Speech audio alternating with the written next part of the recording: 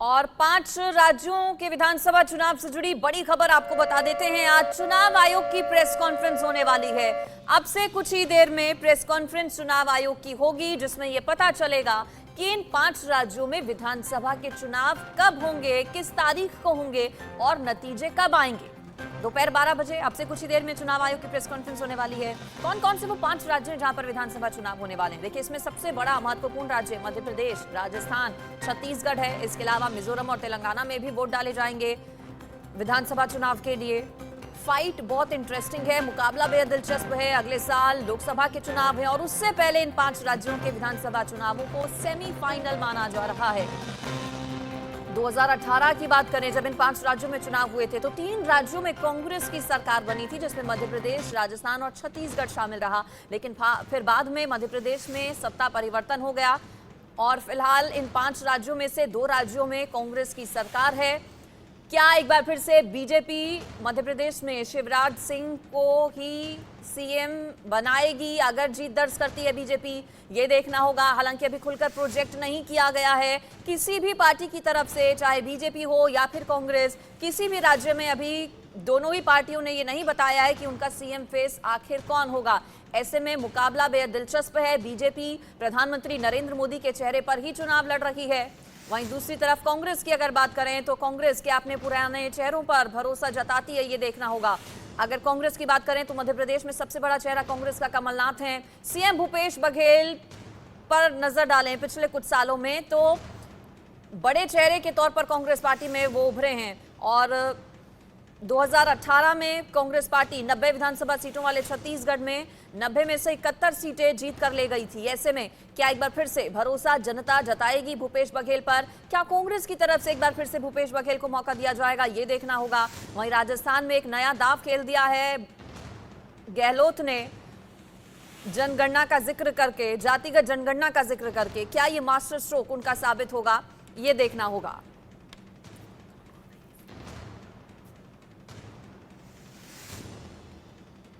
इस पर चर्चा खास कर लेते हैं। मेरे साथ मेरे सहयोगी जुड़ गए हैं, राजस्थान संपादक मनु शर्मा, रेजिडेंट एडिटर मध्य प्रदेश प्रभु पटेरिया, राकेश कुमार सिंह एग्जीक्यूटिव एडिटर मेरे साथ न्यूज रूम से जुड़ गए हैं। इसके अलावा मनोज मनु भी executive editor Madhya Pradesh Chhattisgarh India news के मेरे साथ हैं।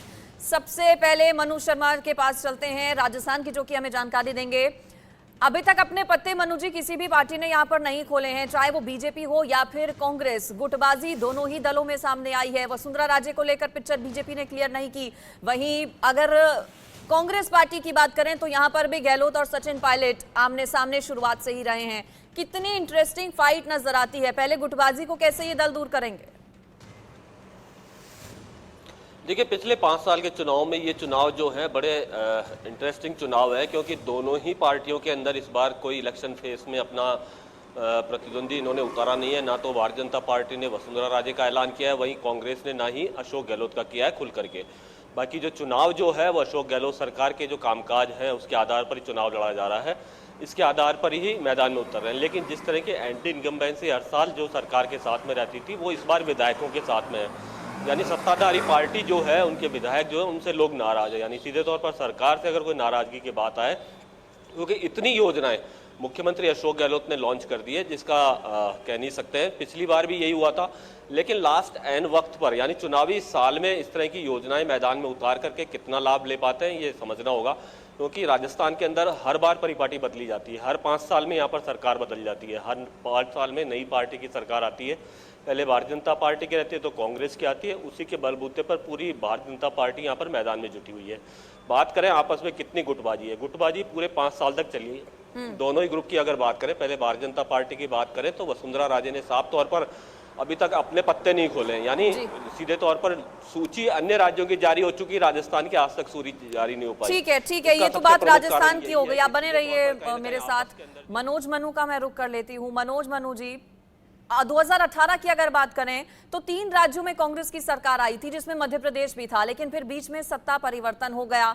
अब ऐसे में 15 महीने वो सरकार चली। 15 साल का सूखा उस वक्त तो पार कर लिया था कांग्रेस ने, लेकिन अब कितनी इंटरेस्टिंग हो सकती है बीजेपी और कांग्रेस के बीच फाइट? देखिए, बीजेपी कांग्रेस के बीच के क्या स्थिति हो सकती है इस पर हम बाद में चर्चा करेंगे, लेकिन उसके पहले मेरे सहयोगी राकेश कुमार सिंह भी मेरे साथ है। मैं आपको एक बार तस्वीर दिखा देना चाहता हूं। ये चुनाव की तारीखों का ऐलान आज है। ग्राफिक्स हमने बनाया है, इस ग्राफिक्स को आप देख सकते हैं। 5 राज्यों में विधानसभा चुनाव है, तेलंगाना, मिजोरम, लेकिन 3 हिंदी भाषी राज्य बहुत महत्वपूर्ण माने जा रहे हैं। कौन से? मध्य प्रदेश, जहां पर कि फेस कौन है? शिवराज सिंह चौहान और कमलनाथ। शिवराज सिंह चौहान मुख्यमंत्री हैं, कमलनाथ पूर्व मुख्यमंत्री हैं। सरकार आई थी, सरकार लेकिन गिरा दी गई और उसके बाद बीजेपी ने सरकार बना ली। मध्य प्रदेश में सीटें अभी कितनी हैं? बीजेपी की 127 सीटें हैं। जब विधानसभा चुनाव 2018 में हुए थे तो 114 सीटें थी, लेकिन अब कांग्रेस 96 पे चली गई है क्योंकि बाई इलेक्शन हुए, उसमें सीटें बढ़ गई हैं। राजस्थान में इस वक्त क्या स्थिति है? राजस्थान में कांग्रेस के 102 सीटें, बीजेपी की 70 हैं। चेहरा कौन होगा? चेहरा नरेंद्र मोदी होंगे। वसुंधरा राजे के बारे में कोशिश की जा रही है, जो कश्मकश चल रही है उसे खत्म किया जाए। अशोक गहलोत एंटी इनकम्बेंसी के अभी स्थिति में है, सरकार वहां पर है, जो जिसका जिक्र मनु शर्मा कर रहे थे। छत्तीसगढ़ आपको लिए चलते हैं। छत्तीसगढ़ में क्या स्थिति है सीटों की? कांग्रेस 71 सीटों पर है, बीजेपी 14 सीटों पर है। चुनाव किसके बीच होगा? भूपेश बघेल और उसके साथ नरेंद्र मोदी चेहरा होंगे। रमन सिंह चेहरे के तौर पे कभी आ रहे हैं, पार्टी कभी ला रही है, कभी पीछे ले जा रही है।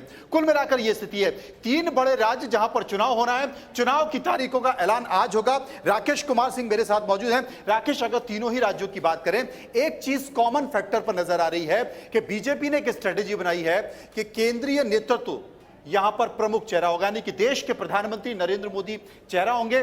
मध्य प्रदेश में लोकप्रिय मुख्यमंत्री के तौर पर शिवराज सिंह चौहान थे, लेकिन पार्टी ने जो तमाम सर्वे कराए हैं, उस सर्वे के आधार पर पार्टी इस नतीजे पर पहुंची है कि वहां एंटी इनकम्बेंसी फैक्टर बहुत है। पटवारी से लेकर मुख्य सचिव तक भ्रष्टाचार है, लिहाजा चेहरा नरेंद्र मोदी होंगे, क्योंकि पार्टी के नेता और कार्यकर्ताओं की नाराजगी है, उस नाराजगी को खत्म करना है। जी, और राजस्थान में भी वही स्थिति है। तो कुल मिलाकर अगर दोनों राज्यों की बात करें, क्या कह रहा है आपका? देखिए, मध्य प्रदेश की जहां तक बात है, मध्य प्रदेश में जो बीजेपी की रणनीति यही रहने वाली है और रणनीति है अभी तक मनोज जी, कि इसमें मुख्य रूप से केंद्रीय नेतृत्व यानी प्रधानमंत्री नरेंद्र मोदी का चेहरा और केंद्रीय योजनाओं का जो है वो मुख्य मुद्दा है। वहां पर शिवराज चौहान का उसकी बात नहीं की जा रही है। बात जो है प्रधानमंत्री की अगुवाई में जो केंद्र सरकार चल रही है उसकी योजनाओं की बात चल रही है। अब रही बात कांग्रेस की रणनीति का, कांग्रेस जो है वहां पर आपने देखा कि कांग्रेस के जो वहां पर प्रभारी हैं, चुनाव प्रभारी जिन्हें बनाया गया है, रणदीप सुरजेवाला ने साफ तौर पर ऐलान कर दिया कि जो चेहरा होंगे वो कमलनाथ होंगे। अब रही बात, आपने जिक्र किया राजस्थान का, राजस्थान में भी बीजेपी की रणनीति यही है मनोज जी कि केंद्रीय नेतृत्व यही चाहता है कि यहां पर प्रधानमंत्री नरेंद्र मोदी के चेहरे पर चुनाव लड़ा जाएगा। वसुंधरा राजे को वहां पर चेहरे के रूप में प्रोजेक्ट नहीं कर रही है बीजेपी, और इसके पीछे रणनीति साफ है कि जो प्रधानमंत्री बीजेपी के सबसे बड़े ब्रांड हैं और उस ब्रांड के बलबूते बीजेपी जो है 3 जो मेन हार्टलैंड एरिया हैं, चाहे बात करें मध्य प्रदेश की, छत्तीसगढ़ की या राजस्थान की, इस बलबूते बीजेपी जो है मैदान में उतर रही है। मतलब एक बात कॉमन है जो राकेश ने बताई है, जो तीनों बड़े राज्य हैं बीजेपी शासित राज्यों में, देखिए यहां पर भी नरेंद्र मोदी का चेहरा है, बड़े तौर पर दिखाई दे रहा है। चेहरा मध्य प्रदेश में नरेंद्र मोदी होंगे। राजस्थान में भी वसुंधरा राजे है, पार्टी कोशिश कर रही है कि उन्हें मना सके, जो कश्मकश चल रही उसे खत्म किया जा सके। और अगर ऐसी स्थिति नहीं होगी तो जो मध्य प्रदेश में जो इस्तेमाल किया गया फॉर्मूला, जिसमें 6-7 सांसदों को उतारा गया है, केंद्रीय मंत्री भी हैं, नरेंद्र सिंह तोमर, प्रहलाद पटेल, फग्गन सिंह कुलस्ते, उनके साथ कई बड़े चेहरे सांसदों के तौर पर, वो राजस्थान में भी होने जा रहा है। यानी कि दीपेंद्र शेखावत, अर्जुन राम मेघवाल, दिया कुमारी, राज्यवर्धन प्रताप सिंह, वो भी चुनाव लड़ सकते हैं, कैलाश चौधरी। छत्तीसगढ़ में भी करीब 4 से 5 सांसदों को चुनाव लड़ा जाएगा। यानी कि एक कॉमन फैक्टर है, यहां पर भी प्रधानमंत्री का चेहरा, यहां पर भी प्रधानमंत्री का चेहरा और यहां पर भी प्रधानमंत्री का चेहरा। तो प्रधानमंत्री नरेंद्र मोदी के चेहरे पर बीजेपी आगे जा रही है। भले ही ऑर्गेनाइजर में या फिर संघ में इस बात का जिक्र किया जा रहा हो कि क्षेत्रीय लीडरों को आगे किया जाए, यानी कि कह सकते हैं कि इन सभी राज्यों में खासतौर पर मनोज जी और राकेश जी, जो हिंदी बेल्ट के राज्य हैं वहां पर प्रधानमंत्री का चेहरा सिर्फ कमल होगा। ठीक है, आप दोनों मेरे साथ बने रहिए। मैं प्रभु पटेरिया का रुख कर लेती हूँ। प्रभु पटेरिया, अगर हम 2018 के विधानसभा चुनावों की बात करें मध्य प्रदेश की, तो तब से लेकर अब में कितना बदलाव हुआ आया है? जादुई जो आंकड़ा होता है वो किसी पार्टी ने नहीं छुआ था 2018 में।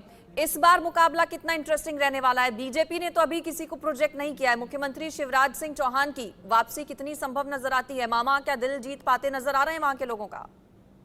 देखिए, जैसा मनोज जी और राकेश सिंह जी बता रहे थे कि मध्य प्रदेश में कोई चेहरा प्रोजेक्ट नहीं किया गया है। यदि हम 2003 से अभी तक देखते हैं तो भारतीय जनता पार्टी पहली बार बिना चेहरे के उतर रही है।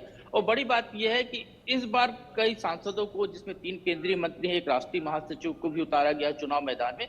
तो स्वाभाविक तौर पर बीजेपी ने नया चेहरा प्रस्तुत करने की कोशिश यहाँ पर की है। 2018 का चुनाव शिवराज सिंह चौहान के नेतृत्व में लड़ा गया था, जो एक करिश्माई व्यक्तित्व माने जाते थे 2008 से 2013 तक। 18 में उनके नेतृत्व में जब चुनाव मैदान में उनको आगे करके चुनाव मैदान में गई तो भारतीय जनता पार्टी सरकार नहीं बना पाई थी। उसके बाद ठीक कुछ समय बाद 2019 में जब लोकसभा के चुनाव हुए तो मोदी के नाम पर मध्य प्रदेश की 29 लोकसभा सीटों में से 28 लोकसभा सीटें भारतीय जनता पार्टी को मिली थी। और शायद वही एक कारण है कि जिस भारतीय जनता पार्टी के जो तमाम सर्वे हुए होंगे उसमें ये बात निकल कर आई है कि सबसे बड़ा चेहरा यदि कोई है जनता की नजर में बीजेपी का तो प्रधानमंत्री नरेंद्र मोदी का चेहरा है। और इसीलिए प्रधानमंत्री के नाम को आगे रखकर चुनाव लड़ा जा रहा है। मध्य प्रदेश में के मन में मोदी, ये एक टैगलाइन के साथ भारतीय जनता पार्टी यहाँ चुनाव मैदान में उतरी है। शिवराज सिंह चौहान को काम करने की पूरी स्वतंत्रता दी गई है। पार्टी की बैठकों में, कार्यक्रमों में वो कम जाते थे। वो अपना दौरे करना, लोकार्पण, भूमि पूजन जो वो कर सकते थे उनको करने की स्वतंत्रता भी दी गई। लेकिन चेहरा यदि हम कहते हैं चुनाव में तो मध्य प्रदेश का चेहरा फिलहाल तो नरेंद्र मोदी को सामने लगकर लड़ा जा रहा है। सरकार यदि बनती है बीजेपी की तो ये जो तमाम बड़े नेता आए हैं चुनाव मैदान में, इनमें से ही किसी को प्रोजेक्ट भारतीय जनता पार्टी बिल्कुल ऐसे में तो फिर शिवराज की वापसी मुश्किल नजर आती है, क्योंकि जो स्ट्रैटेजी इस बार अपनाई है बीजेपी ने 3 केंद्रीय मंत्रियों को, 7 सांसदों को चुनावी मैदान में उतारकर, तो क्या अगर बीजेपी सत्ता में आती है मध्य प्रदेश में तो मामा की छुट्टी हो जाएगी और इन बड़े चेहरों में से किसी को कमान एमपी की दी जाएगी? ये देखना दिलचस्प होगा। राजस्थान में अभी किसी भी पार्टी ने पत्ते नहीं खोले हैं। क्या वही स्ट्रैटेजी बीजेपी राजस्थान में अपनाती है? कांग्रेस की क्या रणनीति रहती है? ये देखना अहम रहेगा। फिलहाल आप सभी का शुक्रिया इस पर मेरे साथ जुड़ने के लिए। 11:30 आयोग की प्रेस कॉन्फ्रेंस अहम रहने वाली है, जिसमें यह पता लगेगा कि आखिर कौन कौन सी वो तारीख होंगी जब इन 5 राज्यों में विधानसभा के चुनाव होंगे और साथ ही साथ नतीजे किस दिन आएंगे। कुछ ही देर में चुनाव आयोग की होने वाली है प्रेस कॉन्फ्रेंस। 5 राज्यों के चुनाव की तारीखों का ऐलान चुनाव आयोग करेगा। 12 बजे का वक्त दिया गया है चुनाव आयोग की तरफ से प्रेस कॉन्फ्रेंस का। 5 राज्य जिनमें विधानसभा के चुनाव होने वाले हैं, उसमें मध्य प्रदेश, राजस्थान और छत्तीसगढ़, ये 3 राज्य हिंदी बेल्ट अहम बड़े राज्य, जहां पर 2018 में तीनों ही राज्यों में कांग्रेस की सरकार बनी थी। हालांकि अभी 2 राज्यों में कांग्रेस की सरकार है। इसके अलावा मिजोरम और तेलंगाना में भी चुनाव की तारीखों का ऐलान चुनाव आयोग की तरफ से किया जाएगा। माना यह जा रहा है कि 4 राज्यों में एक चरण में चुनाव हो सकते हैं, जबकि नक्सल प्रभावित इलाके चूंकि छत्तीसगढ़ में हैं, ऐसे में छत्तीसगढ़ में हालांकि सबसे कम सीटें हैं छत्तीसगढ़ में, हिंदी बेल्ट वाले इन 3 राज्यों में, लेकिन छत्तीसगढ़ में 2 अलग-अलग चरणों में चुनाव हो सकते हैं। शांतिपूर्ण तरीके से ये चुनाव हो, ये पूरी कोशिश है चुनाव आयोग की। और कुछ ही देर बाद जब प्रेस कॉन्फ्रेंस शुरू होगी तो तारीखें भी सामने होंगी। 2018 की अगर हम बात करें, 2018 विधानसभा चुनावों की अगर हम बात करें तो मध्य प्रदेश में 230 सीटें कुल। पिछली बार 2018 में बहुमत का आंकड़ा कोई भी पार्टी नहीं छू पाई थी। राजस्थान में 200 सीटें, जिसमें बहुमत के लिए 100 सीटें चाहिए। छत्तीसगढ़ की अगर बात करें तो 90 विधानसभा सीटों वाला राज्य है छत्तीसगढ़। तेलंगाना में कुल सीटें विधानसभा की 119 हैं, जबकि मिजोरम की कुल सीटें 40 हैं।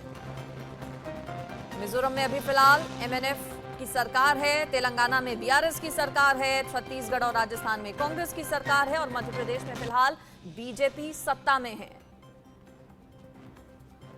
इस पर ज्यादा डिटेल्स ले लेती हूं मैं। मेरे साथ आशीष सिन्हा जुड़ गए हैं, मेरे सहयोगी।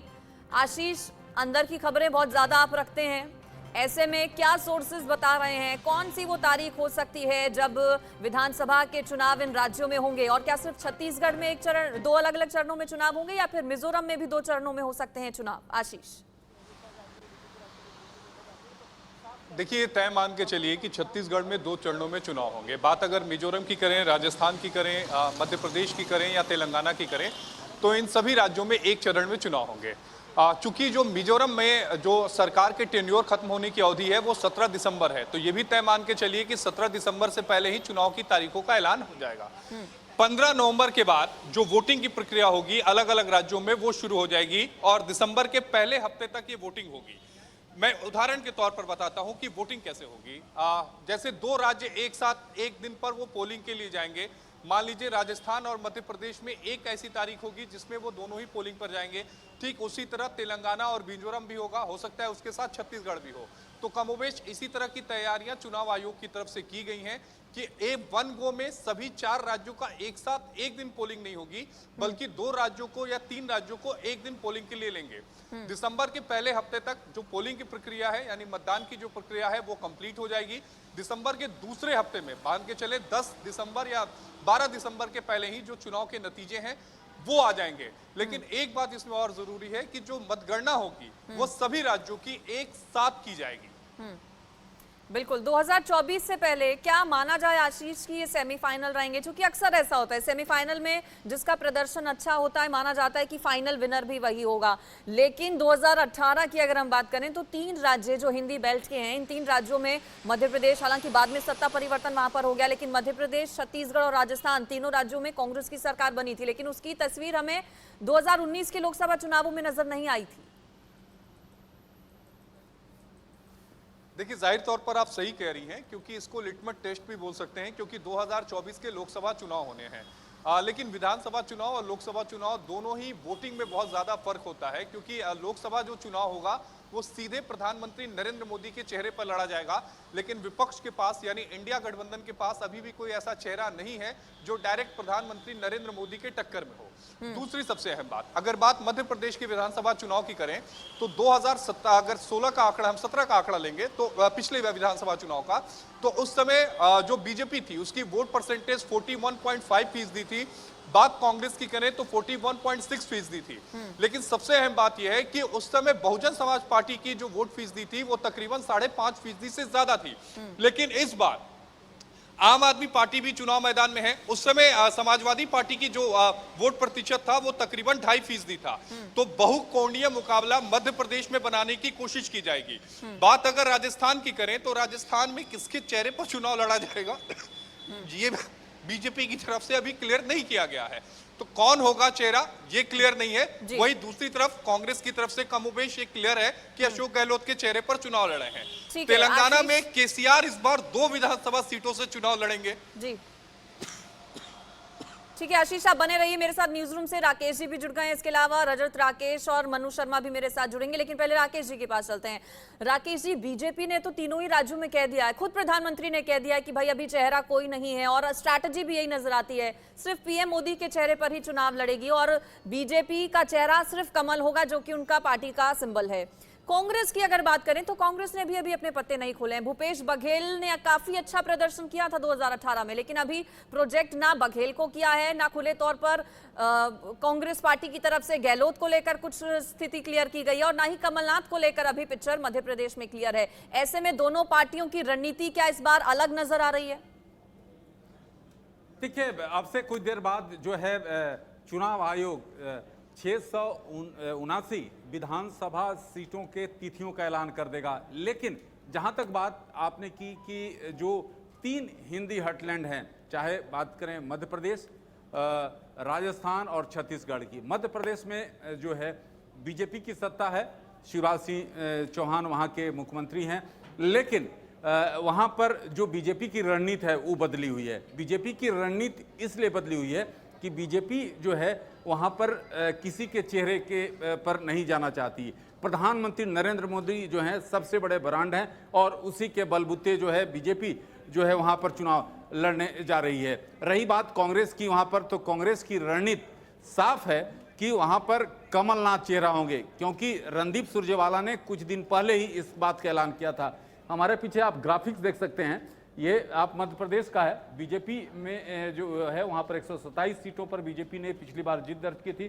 कांग्रेस के खेमे में जो है कोटे में 96 सीट। हमारे साथ मनु जी हैं जो कि मध्य प्रदेश चैनल हेड हैं और मध्य प्रदेश के और छत्तीसगढ़ के बारे में विशेष जानकारी रखते हैं। क्या कहेंगे जो मध्य प्रदेश और छत्तीसगढ़ के बारे में जो दोनों पार्टियों को जो रुख है, दोनों की रणनीति है, उसको किस तरह से देखते हैं? देखिए, 5 राज्यों के विधानसभा चुनाव, मध्य प्रदेश, छत्तीसगढ़, तेलंगाना और मिजोरम, इन 5 राज्यों में 3 राज्य सबसे महत्वपूर्ण है, जिसका जिक्र राकेश जी कर रहे थे। अगर मध्य प्रदेश की बात करें, 29 लोकसभा की सीटें यहां पर होती हैं, और ये जो आंकड़ा है, ये अभी की जो विधानसभा की स्थिति है, बीजेपी की 127 सीटें हैं और कांग्रेस की 96 सीटें हैं। हालांकि ये आंकड़ा उल्टा था। जब 2018 में चुनाव हुए थे, आपको टीवी स्क्रीन पर जो तीनों राज्य दिखाई दे रहे हैं, ये तीनों राज्यों में कांग्रेस सरकार जीत कर आई थी। लेकिन मध्य प्रदेश में ज्योतिरादित्य सिंधिया की बगावत के बाद यह आंकड़ा बदल गया। नहीं, कांग्रेस की जो 114 सीट थी वो 127 पर पहुंच गई, क्योंकि जो 28 जगह पर बाई इलेक्शन हुए, उन 28 जगहों में बीजेपी ने कंफर्टेबल स्थिति बना ली। और तो राकेश जिस बात का जिक्र कर रहे हैं, 19.5 साल की सत्ता में बीजेपी लगातार है, चेहरा शिवराज सिंह चौहान, स्वाभाविक तौर पर एंटी इनकम्बेंसी होगी राकेश जी। और वो एंटी इनकम्बेंसी इसलिए भी होगी क्योंकि पटवारी से लेकर मुख्य सचिव तक भ्रष्टाचार के गंभीर आरोप लगे हैं, वहां पर कई मंत्रियों पर भ्रष्टाचार के आरोप लगे हैं, और पार्टी के कार्यकर्ता और नेताओं की बगावत भी आपने देखी है, नाराजगी भी आके देखी है। बीजेपी ने एक तरीका, रणनीति निकाली है, और वो तरीका ये है कि इस चेहरे को कम फोकस किया जाए। तो ये जो चेहरा आपको दिखाई दे रहा है, नरेंद्र मोदी के चेहरे पर राकेश जी चुनाव होने वाला है।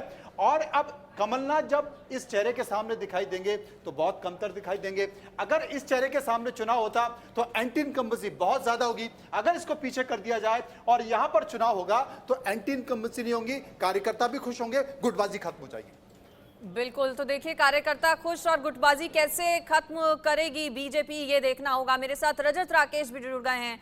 रजत राकेश, आज तारीखों का ऐलान हो रहा है। कांग्रेस ने अभी अपने पत्ते किसी भी राज्य के लिए, खासतौर पर मध्य प्रदेश और राजस्थान की अगर बात करें तो एक भी लिस्ट जारी नहीं हुई है। आज CWC की बैठक भी चल रही है।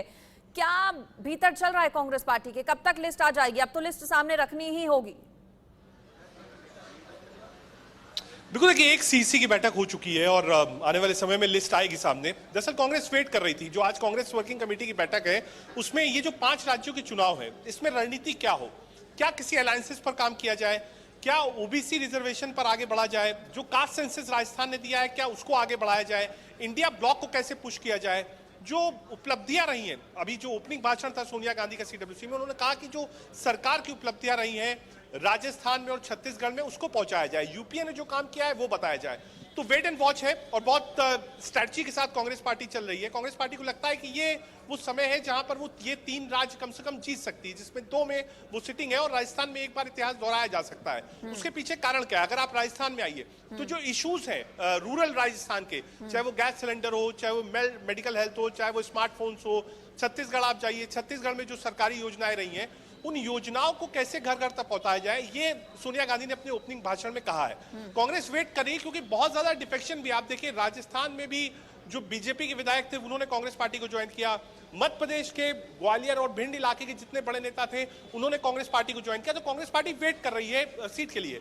अब देखिए मध्य प्रदेश में भी बहुत उठापटक है।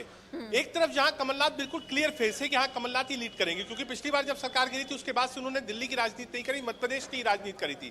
तो आज जो सट्टा बाजार है, आज जो टॉक ऑफ द टाउन है, ये है कि शिवराज सिंह चौहान का टिकट क्यों नहीं डिक्लेयर हो रहा। पिछली बार जब वो चुनाव लड़े थे तो पहली लिस्ट में उनका नाम था, इस बार उनका नाम डिक्लेयर नहीं हुआ है। और बीजेपी ने अपने एमपीज और मिनिस्टर्स को वहां पर उतारा हुआ है। वो लोग हैं जो सारे सीएम प्रोबेबल्स हैं। तो सीएम प्रोबेबल उतारना ठीक है, माहौल बनता है, लेकिन आप अपने चीफ मिनिस्टर को पीछे करेंगे, दिक्कत वाली बात है। वो एडवांटेज कांग्रेस है। लेकिन हाँ, कांग्रेस में अंदरूनी गुटबाजी भी होती है। अगर कमलनाथ है तो दिग्विजय सिंह भी है, शेयरिंग क्या होगा, सीट्स का फॉर्मूला क्या होगा, कौन कितनी सीट्स ले जाएगा, इसको लेकर अंदरूनी लड़ाई होती है। सेम दिक्कत राजस्थान में कांग्रेस की अंदरूनी लड़ाई है।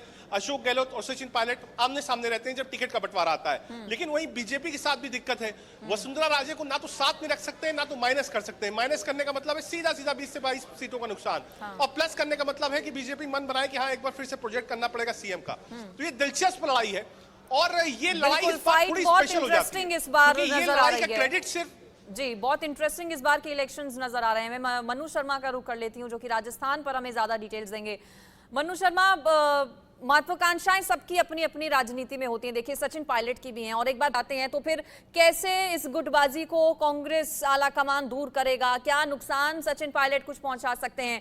और जब जिक्र आता है कांग्रेस अध्यक्ष पद का, तो आला कमान की पहली पसंद मल्लिकार्जुन खड़गे से पहले गहलोत थे, लेकिन गहलोत को राजस्थान के मुख्यमंत्री की कुर्सी इतनी पसंद थी कि कांग्रेस अध्यक्ष पद लेने से उन्होंने इनकार कर दिया था। ऐसे में एंटी इनकम्बेंसी भी उनके खिलाफ है। इसका कितना फायदा बीजेपी उठा सकती है? राजस्थान की पिक्चर क्या कहती है? मनु शर्मा जी।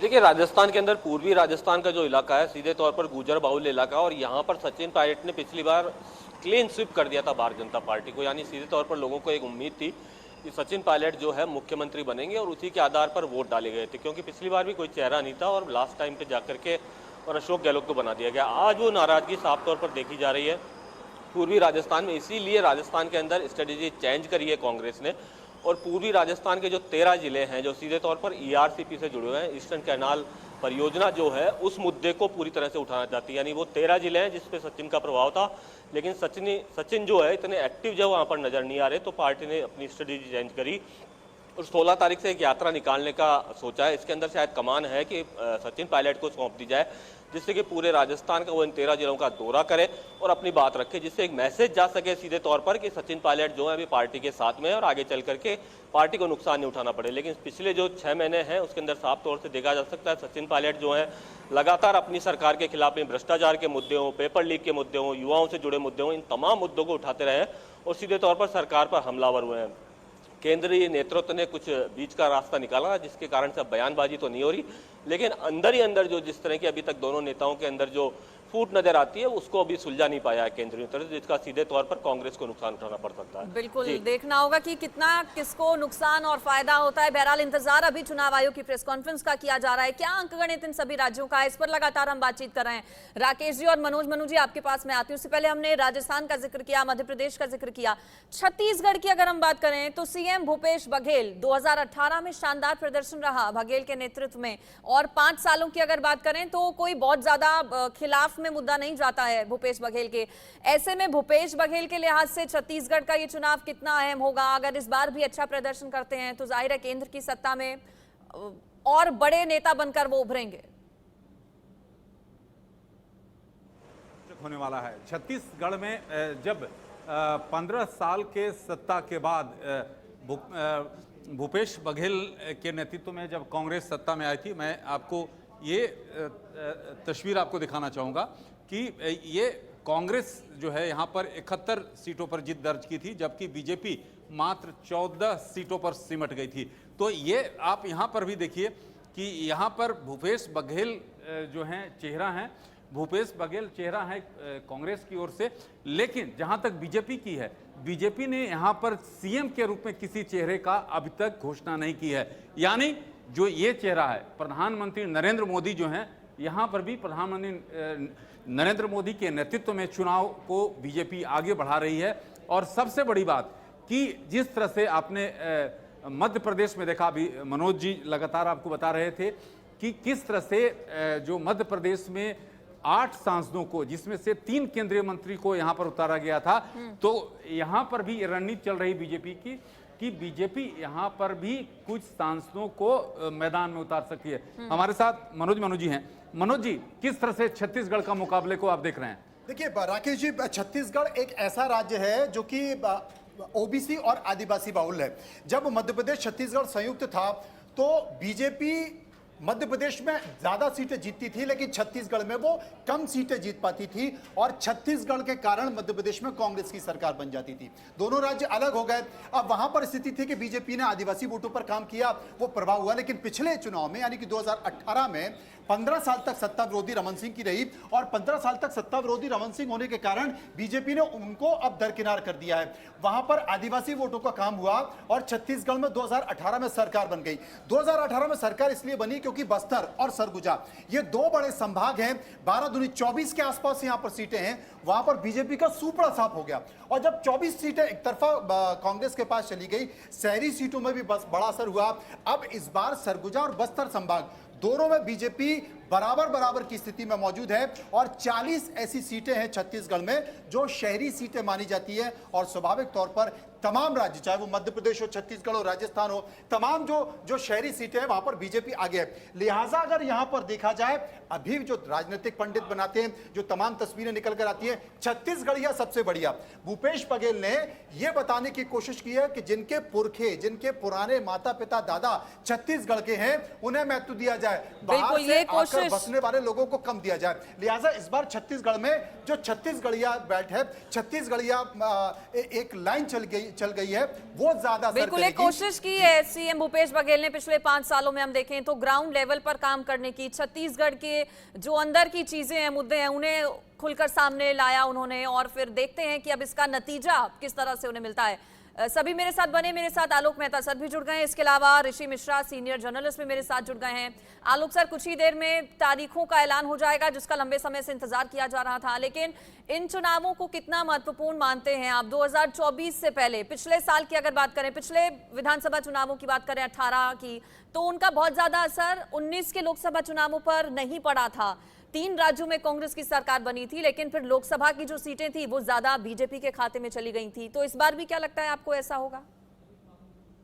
देखिए, इस बार इसलिए अधिक महत्वपूर्ण है, जैसे आप कहते हैं ना कि उत्सव, ये लोकतंत्र का उत्सव है और पार्टियों के लिए भी उत्सव है, क्योंकि दोनों तरफ इस बार एक निर्णायक लड़ाई, प्रतिपक्ष भारतीय जनता पार्टी के खिलाफ है और कांग्रेस पार्टी जिस तरह से उसका नेतृत्व करने की कोशिश कर रही है गठबंधन की, और भारतीय जनता पार्टी प्रधानमंत्री नरेंद्र मोदी के बल पर पूरे विधानसभा चुनाव में, चूंकि इसका परिणाम लोकसभा चुनाव में, चूंकि तो तैयारी, मैंने पहले भी कहा है अपने चैनल पे कई बार कि प्रधानमंत्री नरेंद्र मोदी, अमित शाह या आरएसएस जो पूरा एक नेटवर्क संगठन का काम करता है, भारतीय जनता पार्टी का भी ये दूरगामी, आपने देखा होगा पिछले कई महीनों से पूरी तैयारी ये हो रही है कि किस बूथ पर क्या किया जाए।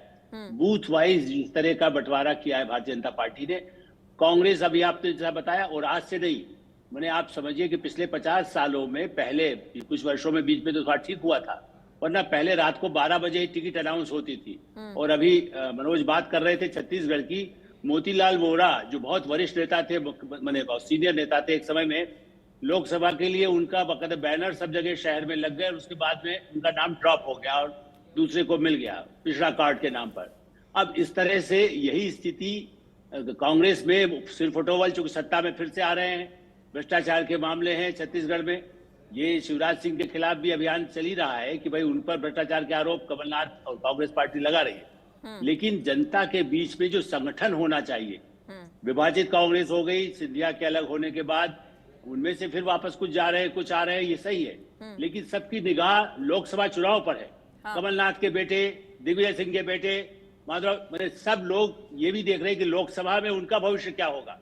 कमलनाथ तो जिस तरह से हैं, या बघेल के परिवार के सदस्य को भारतीय जनता पार्टी ने सामने खड़ा कर दिया है। वो चाहते हैं कि इस तरह से एक लड़ाई, उनमें बंटवारा हो, विभीषण हर जगह है, हर पार्टी में हो सकते हैं। कर्नाटक में भी नुकसान हुआ था, जो डिप्टी चीफ मिनिस्टर बने, जो रहे थे चीफ मिनिस्टर रहे, उनको हटाने से भाजपा को नुकसान हुआ। बिल्कुल सर, ये तो साफ है, ये तो साफ है सर कि बहुत इंटरेस्टिंग फाइट रहने वाली है, बहुत दिलचस्प मुकाबला ये रहेगा। सीनियर जर्नलिस्ट ऋषि मिश्रा भी मेरे साथ हैं। ऋषि मिश्रा जी, ये जो विधानसभा के चुनाव हैं इन 5 राज्यों के, क्या लगता है बीजेपी वर्सेस कांग्रेस होंगे या फिर कांग्रेस वर्सेस सीधे मोदी होंगे? मुद्दे क्या अलग अलग क्षेत्रों के होंगे या फिर सीधा मोदी के चेहरे पर ही बीजेपी चुनाव लड़ेगी और कांग्रेस कास्ट बेस्ड सेंसस के साथ उतरेगी मैदान में?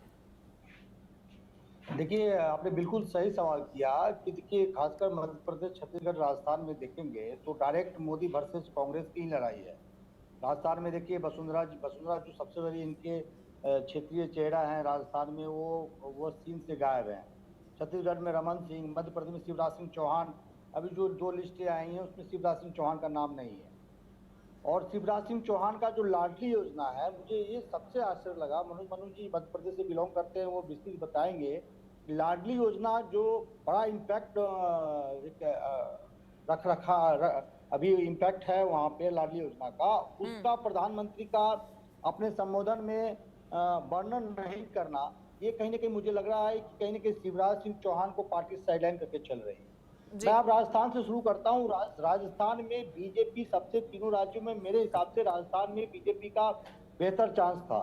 लेकिन आप जिस प्रकार से वहाँ हैंडल कर रहे हैं, आप जितने भी आपके नेता हैं, मोदी जी लोकप्रिय है, नो डाउट। मोदी जी के नाम पे ही वोट मिलेंगे। बीजेपी तीनों राज्य जो है, खासकर हिंदी बेल्ट के जो है, वो मोदी जी के नाम पे ही इनको वोट मिलेंगे। लेकिन उस मोमेंटम को कैच करने के लिए आपको रीजनल चेहरा चाहिए, और रीजनल चेहरा वहाँ वसुंधरा राजे हैं। और मैं आपको बताऊं, गजेंद्र सिंह शेखावत का एक हफ्ते पहले जोधपुर में रैली हुआ था, 600 से 700 लोग नहीं थे। तो आप समझ सकते हैं कि वसुंधरा के अलावा विकल्प नहीं है वहाँ।